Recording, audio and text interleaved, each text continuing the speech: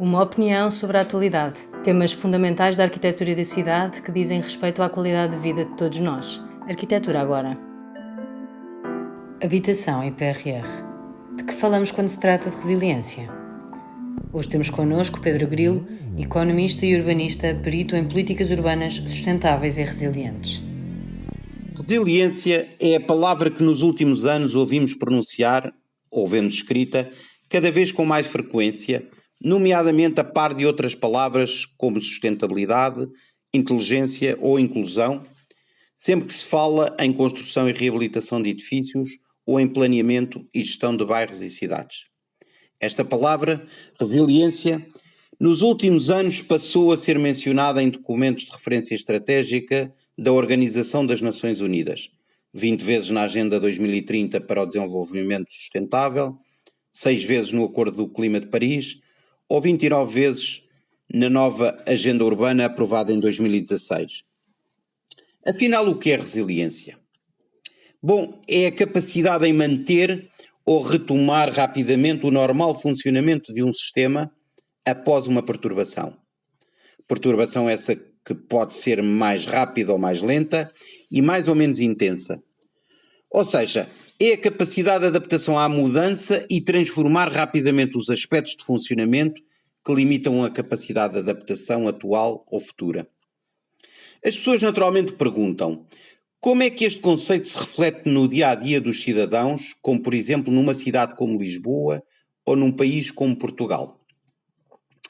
Bom, podemos exemplificar falando de coisas concretas que qualquer cidadão entenda, partindo de alguns exemplos de perturbações de dimensão mundial, mas com impacto local, como sejam a pandemia provocada por este vírus Covid-19, ou as alterações climáticas, ou ainda a crise na habitação.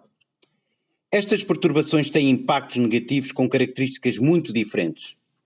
Ora, é em função desta diversidade de perturbações e acidentes e seus impactos negativos, cada vez mais frequentes e intensos, e simultaneamente imprevisíveis, incertos e voláteis, que as cidades e suas organizações têm de alterar as suas estruturas e modos de funcionamento. Ilustremos então com alguns exemplos em como esta diversidade de aspectos podem e devem ser considerados nas políticas, nos programas, iniciativas ou projetos, quer públicos, quer privados. Vejamos à escala de um edifício. Este será resiliente se for resistente a sismos, se for eficiente em termos energéticos e ecológicos, nomeadamente através do uso de materiais reciclados ou da inclusão de zonas para estacionar bicicletas. Será igualmente resiliente se for mais flexível em termos funcionais, ao adaptar-se à evolução da dimensão do agregado familiar ao longo do ciclo de vida, ou ainda garantindo a acessibilidade para pessoas com mobilidade reduzida. Vejamos agora à escala de uma cidade. Temos como bom o exemplo de Lisboa. Na área ambiental, por exemplo, o plano de drenagem da cidade em execução, com a construção de um cano gigante, designado de caneiro, na zona ribeirinha, e várias bacias naturais de retenção distribuídas pela cidade, evitarão as cheias que tenderiam a ser cada vez mais frequentes com os fenómenos de precipitação extrema, designadas chuvas torrenciais. Na área urbanística e da habitação, as políticas públicas nacionais de renda acessível, no caso de Lisboa, permitirão, a médio prazo, que muitas famílias que deixaram de ter capacidade económica para continuar a viver na cidade, a ela possam regressar.